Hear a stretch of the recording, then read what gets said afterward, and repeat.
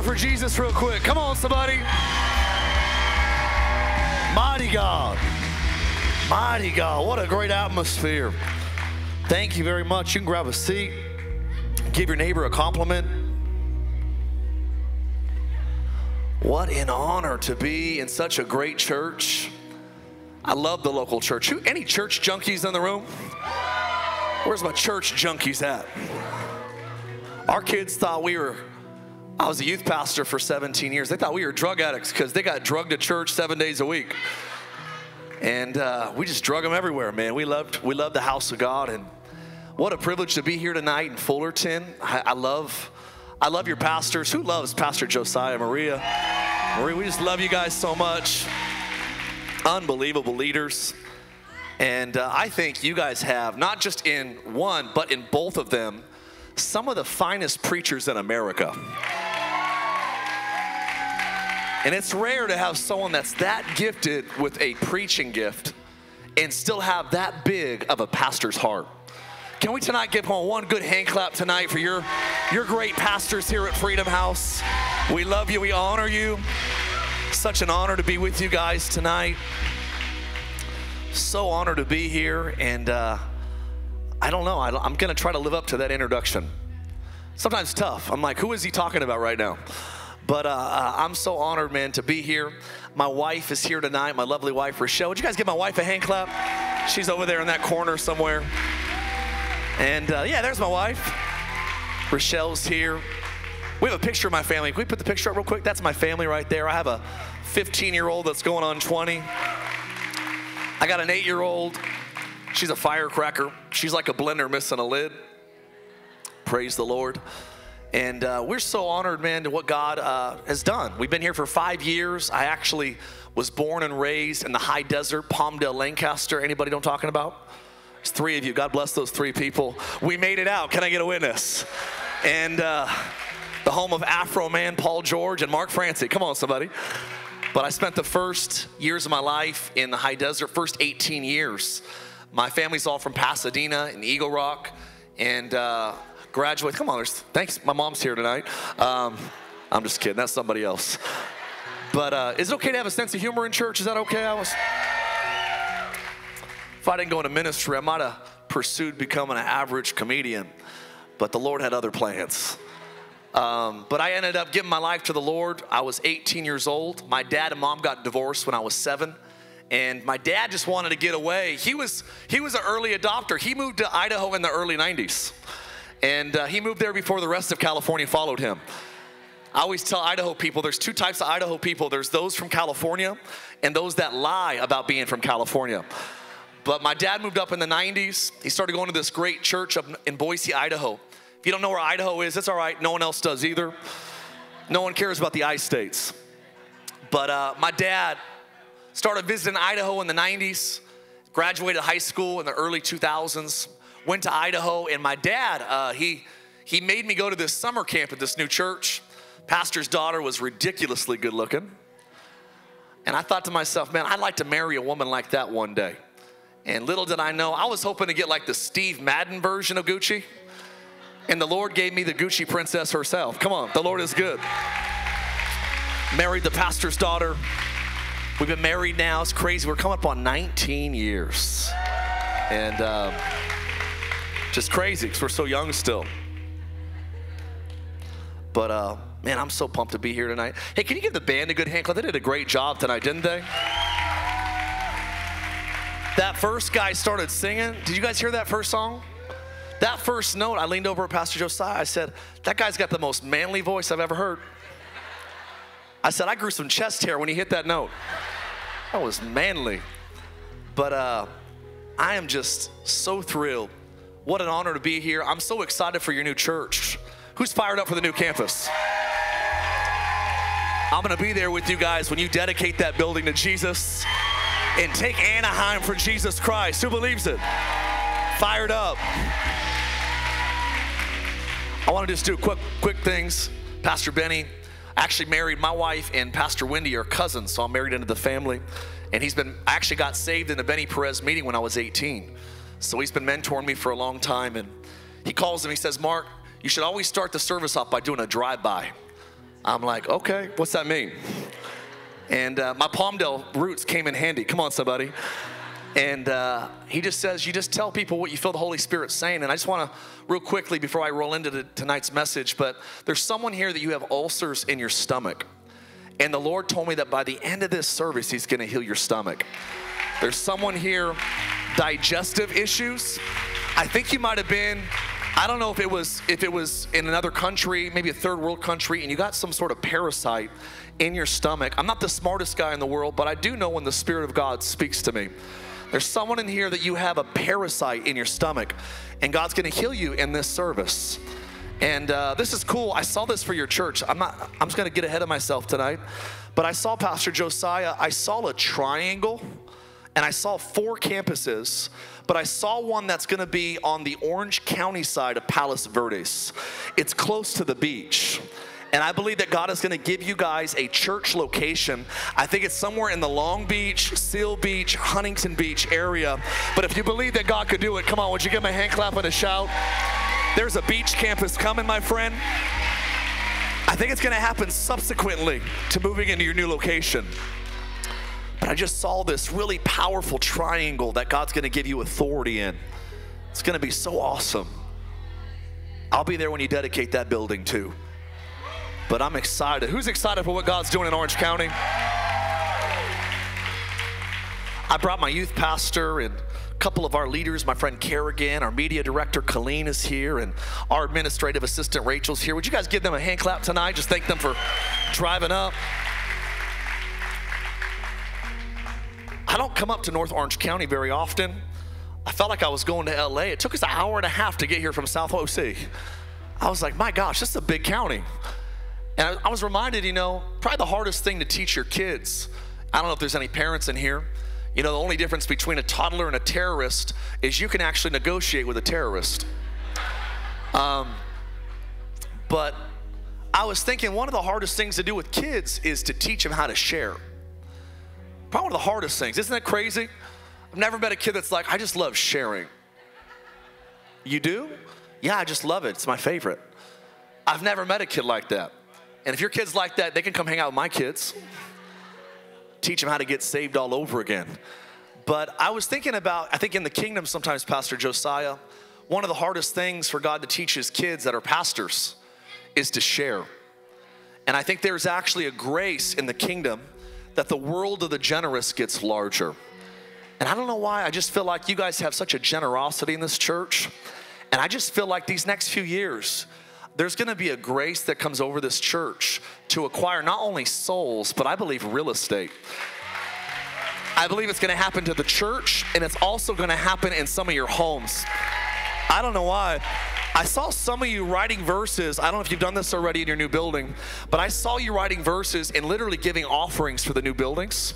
And I heard the Lord say, because you took care of my house, you watch how I take care of your houses.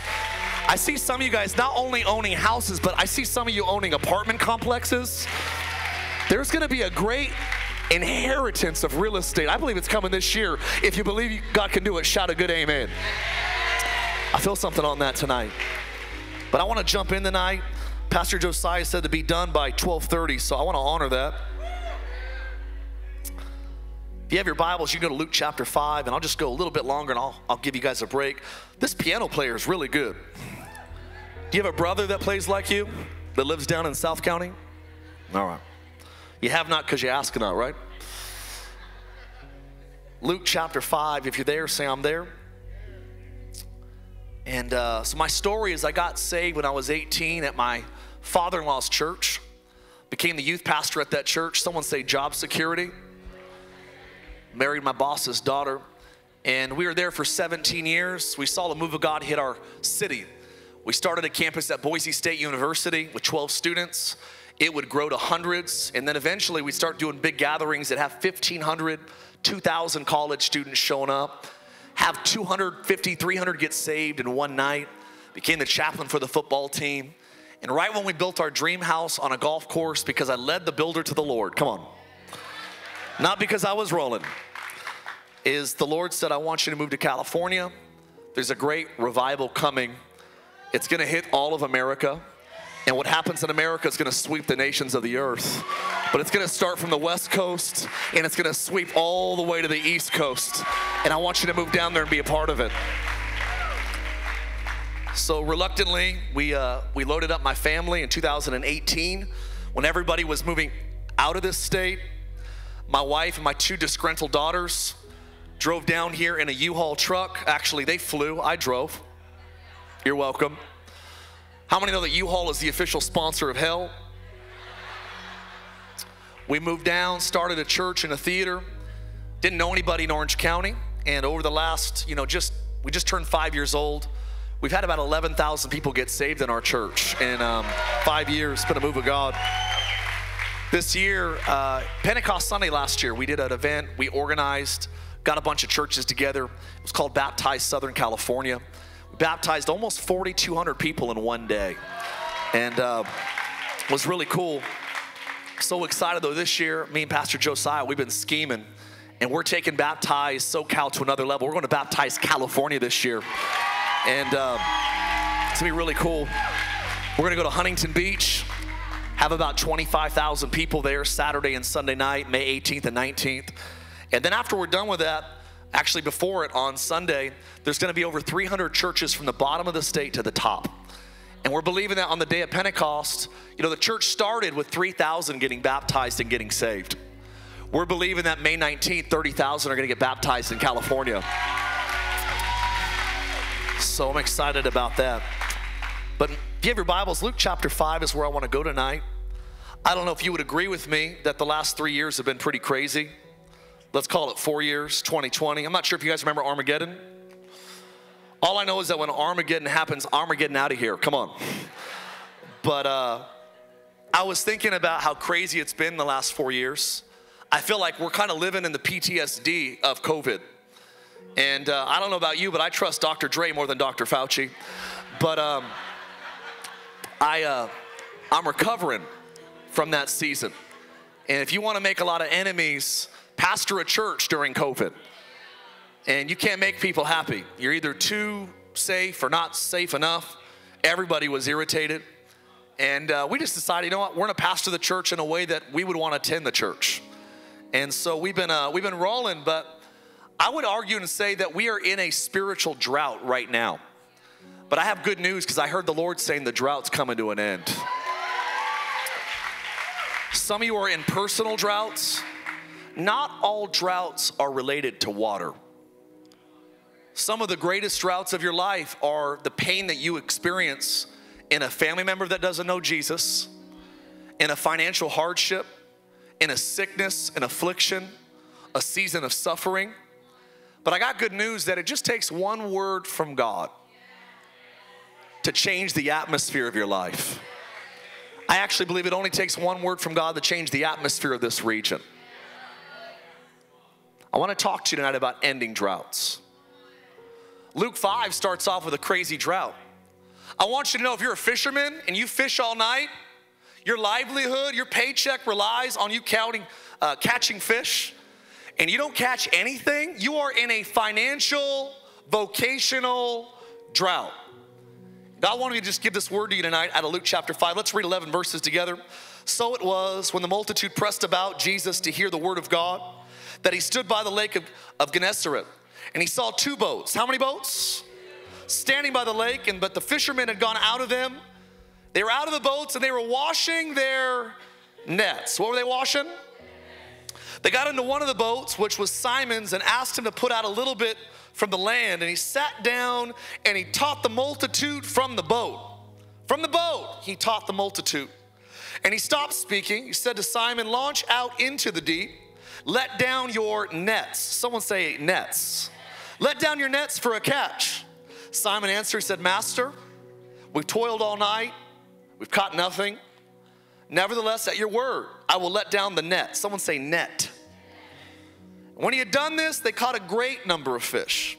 They caught so many fish that their nets began to break. Who loves the fact that we serve a God that breaks nets? I love verse 7. So when their nets were breaking, they signaled to their partners. They signaled to their partners. My man Josiah Marie, you're my partners. We're partners.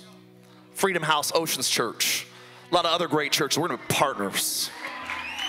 When they signaled to their partners, they said to the other boat, come and help. And they came, and when the partners showed up, they filled both the boats so that they began to sink. Simon Peter saw it. He fell down at Jesus' knees. He said, depart from me, for I'm a sinful man, O Lord. For he and all who were with him were astonished at the catch of fish which they had taken. So also were James and John, the sons of Zebedee, who were partners with Simon. And Jesus said to Simon, don't be afraid. Just don't be afraid. From now on, you're not catching fish, you're catching people. And when they brought their boats to the land, they did something crazy. They left the boat, they left the fish, they left the nets, they left everything, and they followed Jesus. You guys ready to go? Who's ready to end some droughts in this room tonight? You guys ready? Holy Spirit, we invite you tonight. Meet us here. I pray that you would end droughts. God, personally, collectively, in families, in finances, in health. I pray one word from heaven, send the rain. In Jesus Christ's name, we ask and we pray. And all of God's kids said a good old-fashioned amen. Amen. Thank you, guys. Let's give the band one more good hand clap tonight. I'm not a big outdoors guy. I'm kind of more indoorsy than outdoorsy. Can I get a witness? Apparently not. Bunch of campers in Fullerton. But I like the indoors a little bit better than the outdoors. I mean, people are always bragging about how incredible the outdoors is, but it's funny that the bugs are all trying to get inside of my house. I'm not a big outdoors guy, but I like hanging out with my friends. I love pastoring people, and we have a couple guys in our church that love to do outdoorsy things. Some of these guys like to go deep sea fishing, and I don't know if you've been deep sea fishing before. It's one of those things I do, not because I'm an avid fisherman, but because I love my friends. I've never done this before. They're like, Mark, we're gonna go, Pastor Mark, we're gonna go down to San Diego, we're gonna catch some jumbo tuna. I said, what's a jumbo tuna? They're like, a really large fish. So I've caught trout up in the mountains of Mammoth. And I want just, if I could make a public service announcement, tuna is not like catching trout. We went out, I'm not a big fisherman because first of all, you gotta wake up while it's still dark. I just want you to know, I'll join your 6 a.m. prayer if you move it to 6 p.m. Come on. I'm more of a awake in the night type of prayer person. True story, we do prayer at our church every Tuesday and Thursday. It starts at 10 a.m. I'm shocked. We have 300-400 people that show up. I'm like, we have a church that's unemployed. But it's amazing. So still shocked about that. But I was thinking about this. I'm not really into waking up super early. We have to wake up. He's like, look, we're going to pick you up at like 3:30 in the morning. We're going to drive to San Diego. We'll get there by about 4:15. We'll get on the boat 4:30. It's a fast boat. It's a little boat. It's the size of a minivan. That's what he says. He goes, and we're hoping it's rough water because the tuna bite more when it's rough. I said, we're in a minivan in the middle of the Pacific Ocean? You're talking about you're hoping it's rough? I'm like, Lord, I hope we catch nothing.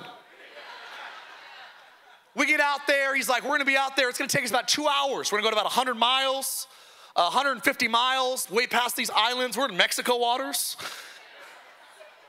I'm all right. So we get out there. They fly a kite. It's like this helium balloon. It goes up. I don't know who thought about this. I'm like, there's some bored people that have lived on the earth.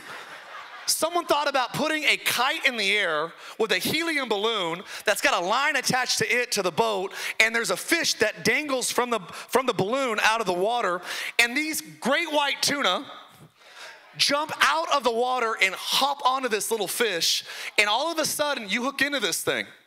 The first one I caught during the day, the guy gave me like a 20-second tutorial. He said, basically you got to keep slack on the line. This guy looked like he just got out of prison. Come on, somebody. It was crazy. I said, I'm gonna restrain myself. He had some crazy tattoos. And this guy, he's like, look, man, you hook into this thing. He's like, you gotta keep tension on the line. And he's like, and that's pretty much all he said. So I get on this thing. I had no idea that catching tuna is like boxing Mike Tyson. No one warned me. I hooked into this thing, it about threw me over the ship. I got scared. I'm like, oh my gosh. And the tuna got off. This guy, this little captain, he's like this tall. And he starts yelling at me and cussing at me. I haven't been talked to like that since the dentist office. I said, look, man, I wasn't always a pastor. I'm from Palmdale. Come on. I'll throw you out of this boat. I caught the next one, and I reeled in a 180-pound tuna. I got a picture on it. It's on my Instagram. If it's not on there, it doesn't happen. But I was thinking about this. The only thing I can imagine in my mind that was worse, after I caught a 100-pound tuna, he goes, guys, they're biting. Let's throw a line back out. It took me 90 minutes. It's like the hardest cardio I've ever done in my life. I'm sweating. I was so tired, I had to take a nap afterwards. I was in the bow of the ship like Jesus. Come on. I took a little power nap by the ice chest. I was tuckered out. The pastor said to me, he goes, they're still biting, come on out. I said, I don't have any more desire to catch one of those things. I don't want to go tuna fishing the rest of my life. But you know what I thought to me? I thought the only thing worse than catching a tuna would be not catching a tuna. I thought waking up that early, boxing Mike Tyson, as bad as it was, the only thing worse would be to get in the floating minivan, go out 200 miles, spend an entire day off, which I don't have a lot of those these days, take my whole day off and to come back and not catch anything. I was thinking two thoughts. I want to get this into your heart tonight. Is Jesus actually uses a fishing trip as a recruiting trip? We know that his first recruiting trip, most of the 12 that followed Jesus were fishermen. The vast majority of the 12 were vocational fishermen. What I love about God is he'll actually do a miracle in a language that you understand. A lot of times we don't understand it, but God will speak all languages to all people. God knows the language of all. If you're into business, he'll speak to you through business. If you're into science, he'll reveal himself through nature. Are you hearing me today? There's something in God that is so big that he can speak to all of us and reach all of us using our native language. These guys spoke the language of fishing. It's a recruiting trip. And he gets out there after a night. They fished, caught nothing all night. And I love the fact that he comes to them and he gives them an instruction to go back out in the daytime, which is completely counterintuitive because net fishers, they fish at the surface at night because in the daytime, water temps get too hot. The fish go deep. They don't go surface. The fish come to the surface at night when the water's, are you hearing me today? So he says, go out there, throw the nets on the surface, but there's no fish on the surface of the water unless God instructs them to be there. I want you to know, I love the story because it's about these fishermen that get recruited by Jesus in the middle of a drought. Can I get a witness here tonight? It's interesting because Jesus is preparing Peter. I actually believe that God wanted to sear in their brain that he is the God that ends droughts. He would know that in Peter's life, the only 2 times he would experience droughts fishing would be the day he gets recruited in Luke 5 and the day he tries to quit in ministry in John 21. There's only 2 times Peter gets skunked fishing. It was the first day, and it was the day he tried to quit. He got skunked both times. In both cases, it was a word from God that filled the nets. What's interesting was, I think God wanted to prove a point that if you serve me, if you can experience success in fishing, guess what? If you serve me, Acts chapter 2 one day, it's gonna go from a spiritual famine, a 40-day famine, that Jesus actually would get crucified, he would get buried, he would rise from the dead, and over 40 days, 500 would see Jesus. What's crazy is those 500 were all invited to Jerusalem.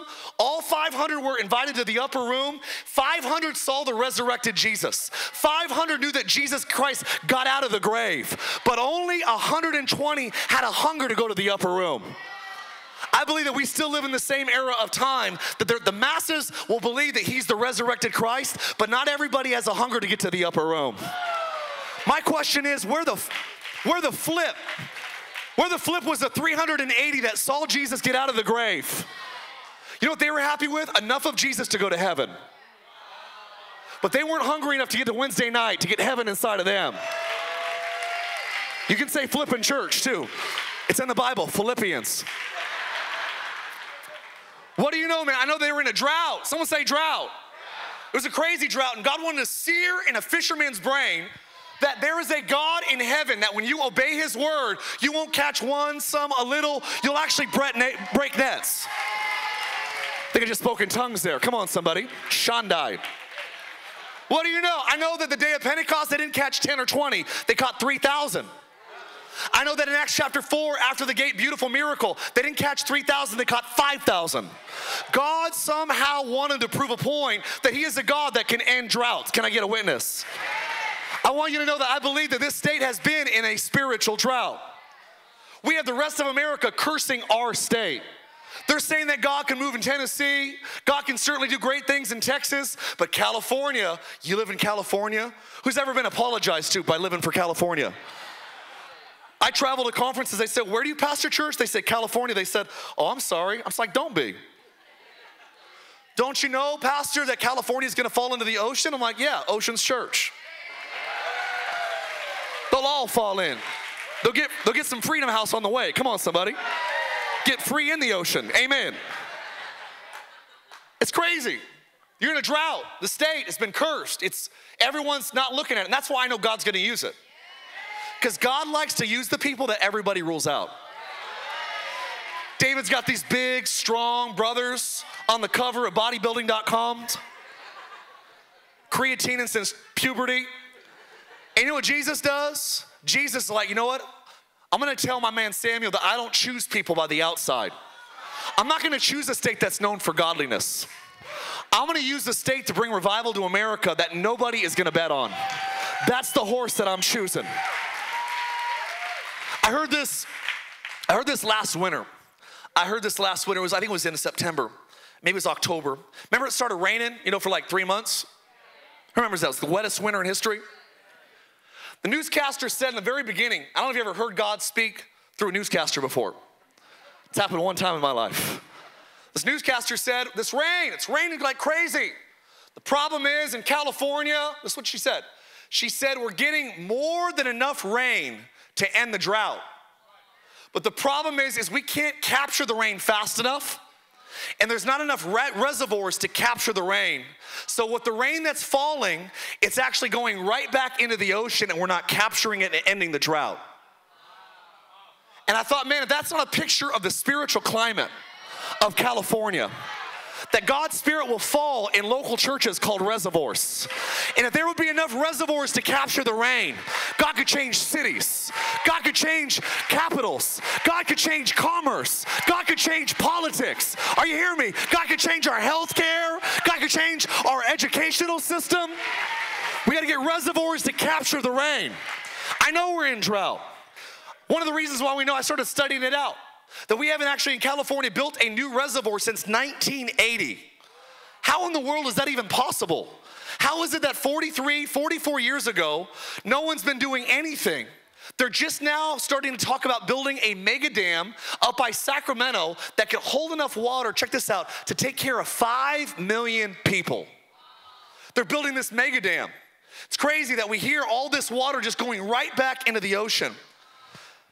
I know we're in a drought right now. And I want you to know, if you don't know Jesus tonight, all of us are born in a spiritual drought. Quite frankly, I wish Adam and Eve were Cajun. They would have ate the snake. We would have been good. They weren't Cajun though. They ate the forbidden fruit. All of humanity is born into a spiritual drought. There's lots of droughts in the Bible. I don't have time to get into all of them. We know about one famous drought in 1 Kings chapter 18, that the prophet, the man of God says, look, if Jehovah's Lord, worship him. If Baal's Lord, worship him. But the land was in drought because they were stuck between two opinions. I believe every time a region is in a spiritual drought, it's because the church has lost her conviction. And if the church loses its conviction, Babylon will lose its mind.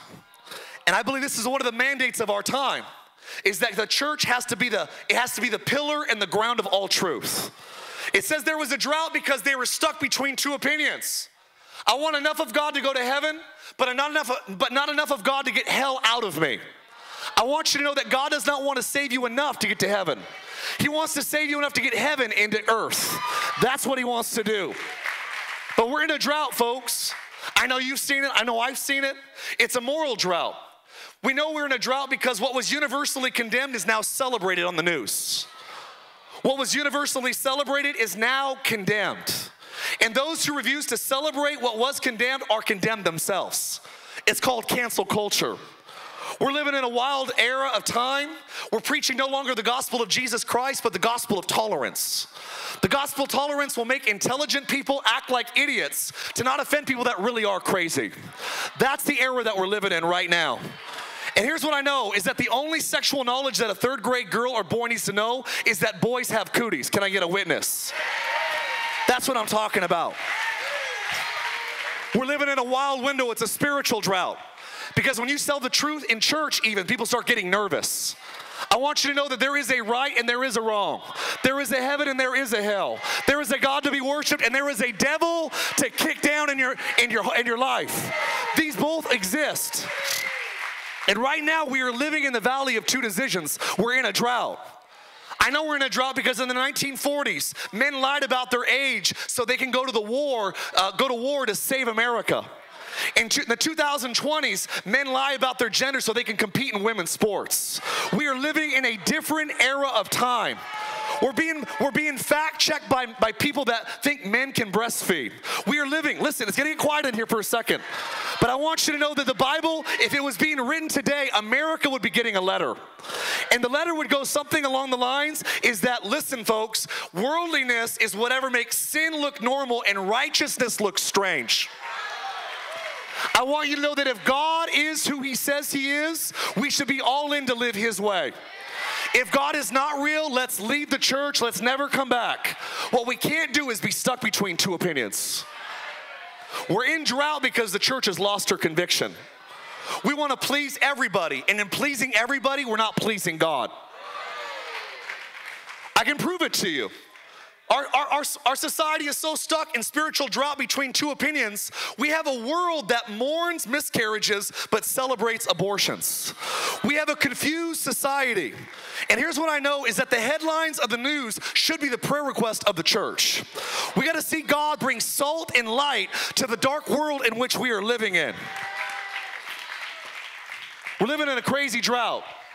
You know you're in a drought when the only place you can get gas under $5 is at Taco Bell. I had to light it up a little bit. It's getting heavy in here. I want to remind you tonight that the further our society drifts from the truth, the more it will hate those that speak it. Truth becomes hard if it's not softened by love, but love becomes soft if it's not strengthened by truth.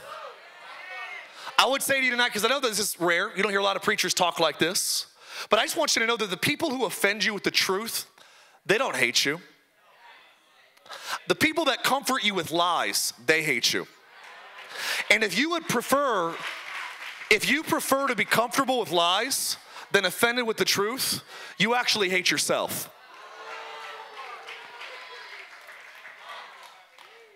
There is a drought going on right now. And what I know about droughts is that God actually uses some of the droughts of history to wake his people up, to wake the church up, to say, guys, enough is enough. Now's the time for that Philistine's head to come off his shoulders. This is the hour in which we're living in right now. There has been a moral decline, a political divide, an economic volatility,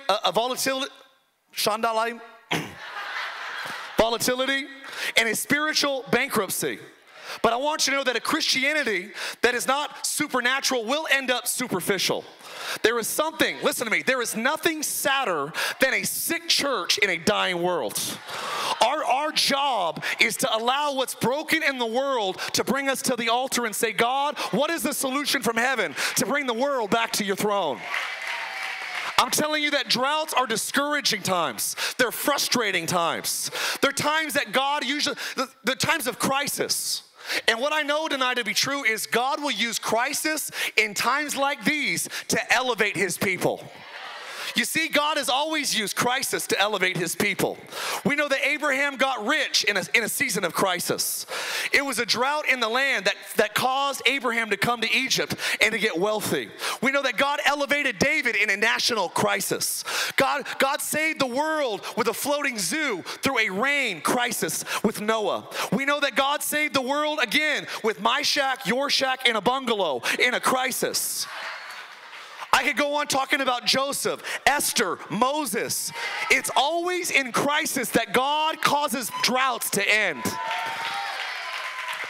The issue today is the church now, like back then, we want promised lands without problems.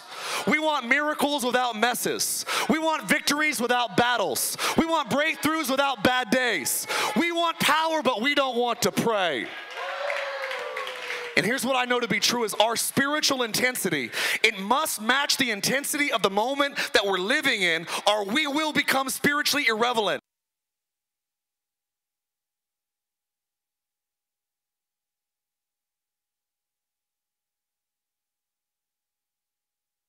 Of your God.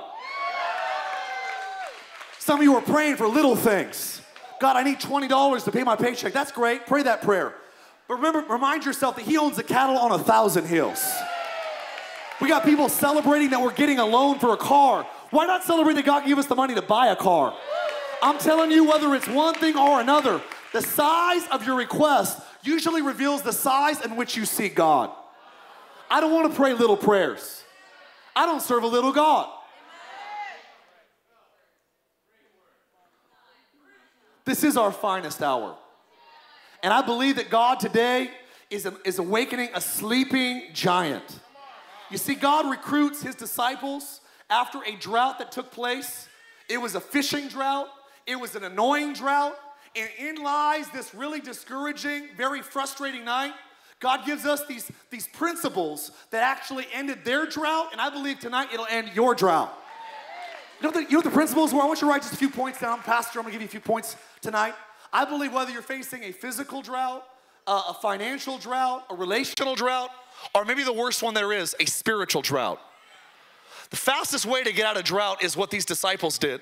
The first thing we know is this, is that God chose to end the drought for not everybody, for 2 boats.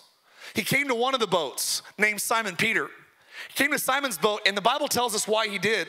It's because when everybody fished all night and left, these guys stayed a little bit longer to make sure their nets were clean.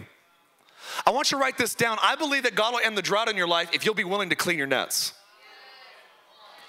Here's what I know about God is God will use people that are willing to do the work. Here's what I want to say. Theologically, a clean life does not make God love you anymore. Can I get an amen?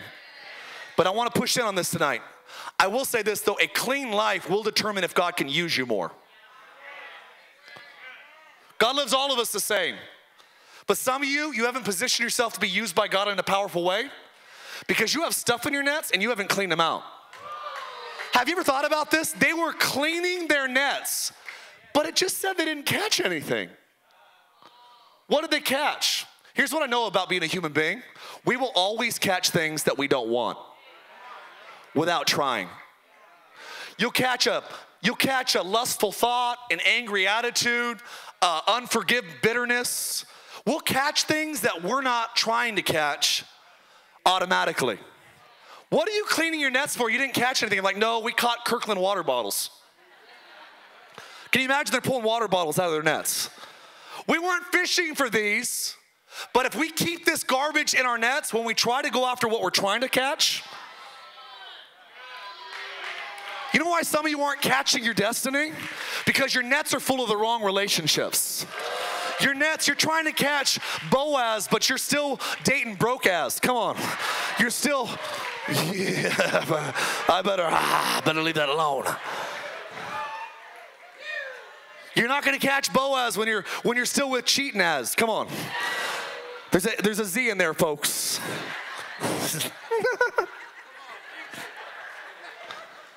You gotta let God clean your nets out. Psalms 24 says, who does God use? Those who have clean hands. Who can ascend the hill of the Lord? Those that have a pure heart. Those that have not lifted up their souls to an idol. It's crazy, after David commits an affair with Bathsheba, He does this atrocious sin. He pins Psalms 50, what is it, 50, 54? Is that what it is? 51, there it is. And he pins this, and he says to God, he goes, God, please. He says, create in me a, it's crazy. He doesn't say, Lord, create in me a powerful status. He doesn't say, Lord, don't steal my money. Don't take my kingdom. Don't take my favor. Don't take my kingship. His greatest concern was, don't take the Holy Spirit and create in me a... Do you know who God will use to end a drought? Someone that's willing to let God clean you up. Some of you are so in love with darkness that you have no appetite for the light. And I'm not trying to harp on you tonight. I was the same way. I got addicted to pornography when I was 11 years old. 11 years old, all the way through high school, all the way into Bible college, all the way into the first couple years of my marriage, trying to get free from a giant that I let into my life when I was a child. And I want you to know that you'll never get free from any bondage that you tolerate. Not my notes tonight, but I'll just share it anyways. It's crazy that the primary work of God is to find men who he can trust his power to. That's one of the main jobs of God. That's one of his hardest jobs. The problem is most men that he gives power to, most women he gives power to, that power ends up destroying them because they don't have a clean heart. You know what money does? It magnifies what's in your heart. You know what power does? It magnifies what's in your heart. Do you know what success, are you hearing me right now? I heard one scholar, Dr. Lloyd Jones, the Prince of Preachers, he said the saddest thing that can happen to a man is to see them succeed before they're ready. How many stories do we have of men and women that were gifted, but they didn't let God make them godly? The problem is we live in a society that celebrates gifts, but we don't care about godliness. I want to remind you that gifts are free. You don't earn them. You don't deserve them. So why do you brag about them? Gifts are given. Godliness will take you everything you got. I believe that they ended the drought because they were willing to say, Jesus, make me clean. And after they got clean, you know what they did? They had clean nets. Jesus says, hey, I want to use your boat because you got clean nets. And he grabs his boat, AKA his job, AKA his floating pulpit. And he says, Peter, I want to use your career to preach my message from. I want to get smack dab in the middle of your fishing career. And I'm going to stand on your career. I'm going to look at thousands on the shore. And from your vocation, I'm going to preach the greatest message Earth's ever heard. You know what's crazy? I think Peter experienced a drought ending because he wasn't scared to bring God into his vocation. There's too many people that think that God loves Josiah and Marie, pastors, Pastor Mark and Rochelle, whoever it is, that guy on TV that's a pastor. God must really love them because they're doing the real work of the ministry. No, I want to debunk a myth. We honor the men of God, the women of God, but I want you to know the same spirit that helps them do what they do on this stage is the same spirit that'll help you teach a kindergarten class, is the same spirit that'll help you trade on Wall Street, same spirit that'll help you if you're framing a house. Are you hearing me today? You don't have to be a pastor to pastor somebody. You don't have to be a prophet to give someone a prophetic word. You don't have to be a teacher to teach somebody the ways of God. Are you hearing me today? We have over-romanticized that if you really want to be sold out for God, you got to have a pastor in front of your name. Look, I'm grateful, man, to be a pastor. I'm grateful for the pastors in my church, but I want you to know there are people that you will impact that none of us will ever impact. And we need more preachers on the Sea of Galilee in their fishing boats. We need more people that say, Jesus, if you need a boat to preach from, you can use my plumbing company. You can use my electrical company. Yeah, you can use my roofing company. You can use whatever I got. I'm going to love the people that work for me. I'm going to show them the love of Jesus Christ. Some of you are in drought because you're scared to bring God outside of the church. God isn't somebody that we put in the back of our car. The good news is, some of you, you're no longer driving without Jesus. But the problem with many Christians is they have enough of Jesus to get in the car, but he's not in the right seat. Many Christians pull Jesus out of the trunk on Sunday mornings. Come on in, Jesus, let's go to church. I want to honor you today. And then after church, we say, Jesus, you mind getting back in? He gets back in the trunk, and then some of you graduate, you're like, you know what? Jesus doesn't deserve to be in the trunk. Here's the back seat, and you open the back seat for him. He's sitting back there. You hear him now when you're driving. You just don't always listen to the back seat driver. Other people get him to that shotgun seat, and he's in the front. He's trying to direct you a little more. You listen a little bit more. But I want you to know that Christian without Christ is just Ian. There's a lot of Ians out there. You don't look like Christian. You look like Ian. It's hard to live like Christ without Christ. And I just feel like for some of you tonight, if you'll say, Holy Spirit, I want to bring you to work with me. It's all right. Well, my friends don't know I'm a Christian. Well, you probably aren't. Let's just be honest about it. If you're scared to tell your friends that you're following Jesus, you're probably not a Jesus follower. Am I offending everybody?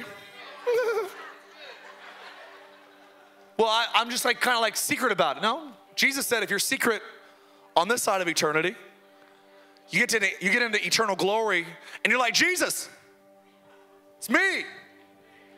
He's like, I don't know you. You never claimed me in front of your crew, so why am I going to claim you in front of the Father? Is this too strong in Fullerton tonight? Pastor Josiah might not invite me back. I want you to know that we don't have average news. We have the greatest message earth has ever heard.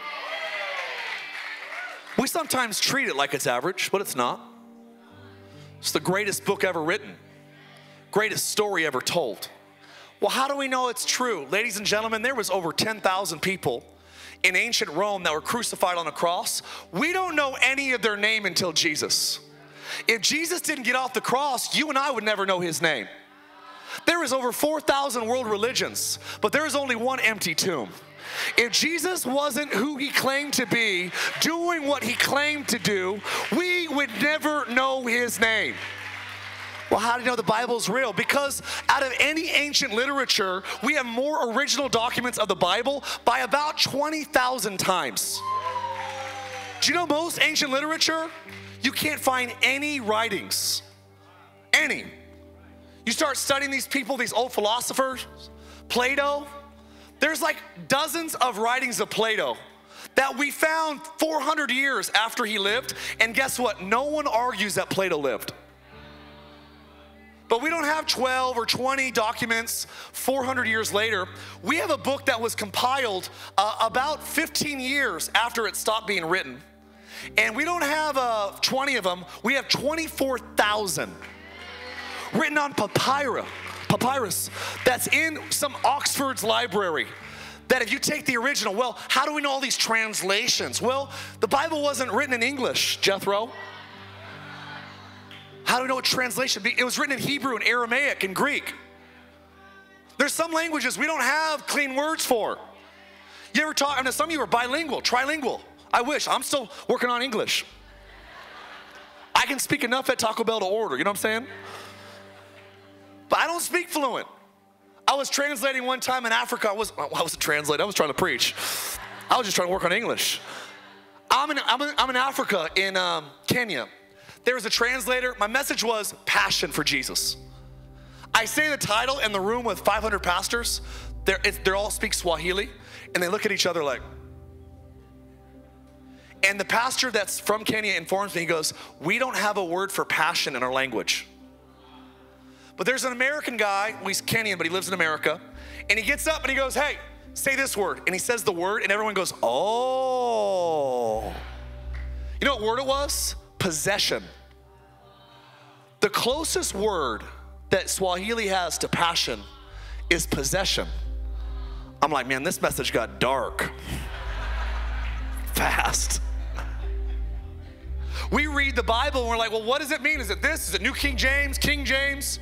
Do I have to speak formal, the Queen's English, the language of Zion? Do I have to say thee and thou when I pray? Do I have to talk to God with a British accent? Pretend I'm on Pride and Prejudice?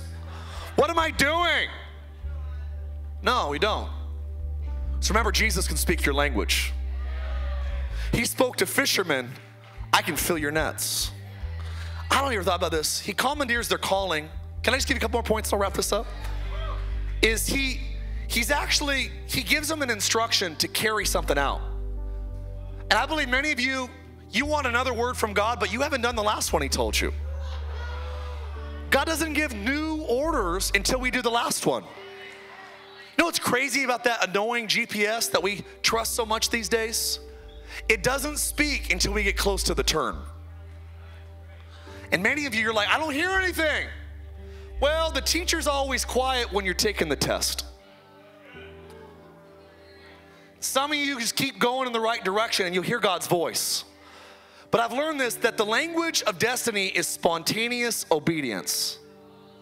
I live by a simple motto: pray, obey, act. Pray, obey, act. I met with the pastor this morning. The pastor's a great church in Orange County, one of the bigger churches. And he goes, Mark, how are you guys doing all this stuff you're doing locally, and you're doing this Baptize California, and in 2025 you're gonna do Baptize America, and we have the domain to baptize Europe, baptize Africa, baptize South America. Why would you do that? And I said, well, number one, I believe that if God can unite the church of Southern California, he can unite the church of all of California. And I believe that if God could unite California's church to do the largest water baptism synchronized in world history in California, I don't think there's another state that we can't do this in. And when we do California, we're gonna take it to all of America. And when we do all of America, we're gonna take it to other nations. Listen, if God can do it in America, he can do it in any other country of the world. It's gonna happen. Who cares about water baptism? Jesus. Matthew 28, all authority has been given to me under heaven and earth. Go therefore, make disciples, baptizing all nations.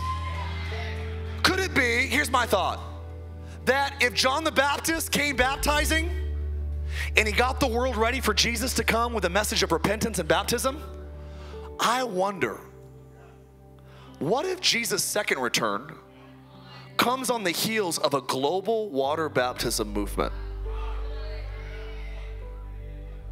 You know why we're gonna have clean nets? Because I've seen all types of brides. Short ones, tall ones. I've officiated about 80 weddings. I've seen all types of women, all types of beautiful brides. And they have different dresses, different decor, different food. But you know what I've never seen out of all the weddings I've done? I've never seen a dirty bride. There's two types of preachers: those that preach that Jesus is coming back for a beat-up bride that's hiding, waiting to get raptured. Our pastors like Josiah and Marie that say he's coming back to marry the woman of his dreams, the bride of Christ. I believe that it's gonna happen in California because Ephesians says she's without spot and without wrinkle. This is the home of Botox, folks. That church is California's church. Can I get an amen? I'm almost done. They carried out these instructions. And you know what I love? This is a beautiful picture, and that's what I'm so excited about tonight. It wasn't just a commandeer calling. There was, number 3, there was, you put on screen? They carried out what they said. And number 4, this is what I was gonna say, is there was kingdom partnerships. I spelt it wrong on purpose. I wanted all my letters to start with the same, all my words to start with the same letter. That was important to me. I want you to look at me tonight. You know what's crazy?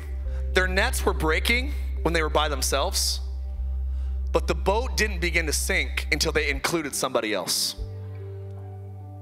Some of you, you've gotten a taste of God's goodness, but I believe that God wants to sink you in the best kind of way. I love that their nets are breaking. You know what I think would happen today for most Christians? Oh my gosh, our nets are breaking with fish. We're gonna be rich.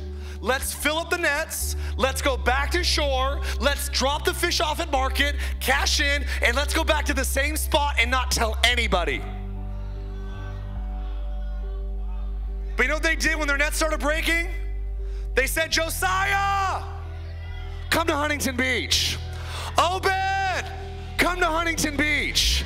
Benny Perez, come to Huntington Beach. Andy Wood, come to Huntington Beach. Eric Geiger, come to Huntington Beach. And they yelled to all the other ships. And God says, I'll take you from a lot of fish in your net to so many fish that your boat begins to sink. I would be willing to argue that's a significant difference between enough to fill a net. Think about how many fish you'd have to start pushing your boat into the water. Boats didn't begin to sink until someone had the security to invite somebody else. We got too many insecure leaders leading insecure movements. And Jesus isn't coming back for a divided bride. He's coming back for a united bride. You know what his prayer was? John 17, make them one as we are one. Do you know why I think God's gonna bless Baptize America and Baptize California? You know why I think he's gonna bless it? Because it's the one thing that all Christians agree on. Water baptism. Empty tomb, virgin birth, water baptism. Empty cross, resurrected Jesus, water baptism. We have one of the largest Baptist churches in the state that's already on board. Wrote a $10,000 check, said we're all in. We're gonna host it at all of our locations. I was thinking, man, how many events do churches like mine, or churches like Josiah, like ours, that you'd have brothers across denominational lines going, we're not just gonna show up, we're gonna give to it. That's the hand of God, friends. Y'all still with me tonight? Here's what I know is they didn't get called. This is for someone tonight. I heard the Lord saying there's someone like a young Josiah that would be here tonight. You're 17 to 22 years old. You've been running around. You've been getting into trouble lately. Might have even been some gang activity. And I heard the Lord as I was praying today saying, I'm gonna raise up the next Josiah Silva tonight. You're gonna give your life to Jesus in this atmosphere, in this room. And I believe that you very well could be one of the pastors of this church in the days to come. Listen to me, God called him. Listen, some of you are like, well, Mark, I got a bunch of money in my pocket right now. I feel like someone's here, you just sold a bunch of drugs tonight. Your pocket is full of cash right now. And you know what I love is that Peter, they didn't choose Jesus at the bottom. Do you know why he looked at him and said, you're no longer Simon a reed, you're Peter the rock. And I'm gonna give you the privilege of my church being built on you. Do you know why I think God gave favor that they were on the mountain? Peter, James, and John on the mountain?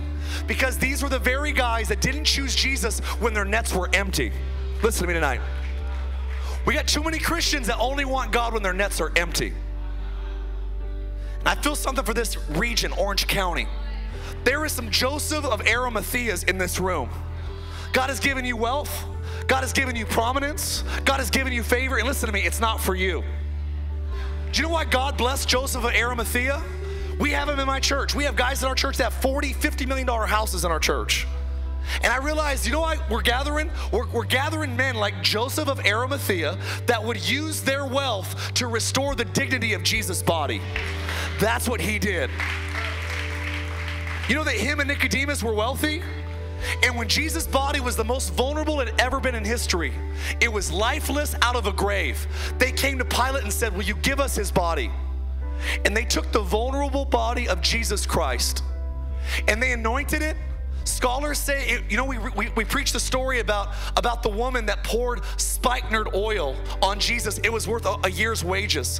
What Nicodemus and what Joseph of Arimathea poured on the dead body of Jesus, they say it was 100 times what that spikenard was worth. And you know what men of God, women of God do that say, God, I live in Orange County. God's blessed me, but I will use my life and my business, my boat, to restore the dignity of Jesus' bride. We got too many people that are preaching the kingdom, but they don't love the church. The kingdom message is not an anti-church message. Can I get a witness up in here tonight? The church loves the kingdom loves the church. They're not at odds with each other. And I want to warn you, if you listen to someone that says they're a Christian and they try to make you scared or upset at something in the Bible, I would stay away from those wolves. They weren't called with empty nets. Their nets were full. You know what I learned about fishermen? Everyone's got a story of how many fish they caught. My fish was, it was this big.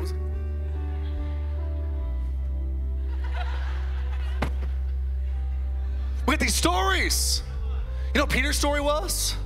I bet he was asked many times in his life, you were a fisherman before you started doing this? Yeah.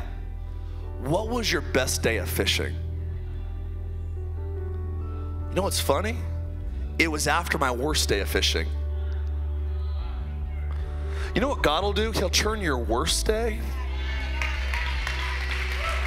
If you know it to be true in Fullerton, California, that we serve a God that can turn your worst day into your best day. Would you give him a 15-second crazy praise? I feel like chains are breaking off tonight. I feel like someone's getting ready to go from your worst day to your best day. Thanks so much for watching our service at Freedom House OC. Don't forget to like and subscribe. It's always my honor, my wife's honor to bring you God's word. And I know that God's best is in your future. Make sure to share, click the bell icon so you're always up to date when new content comes out, because we want to be a blessing to your life. We want this channel to be a channel that feeds your future and leads you closer to God. Hey, we love you. God bless.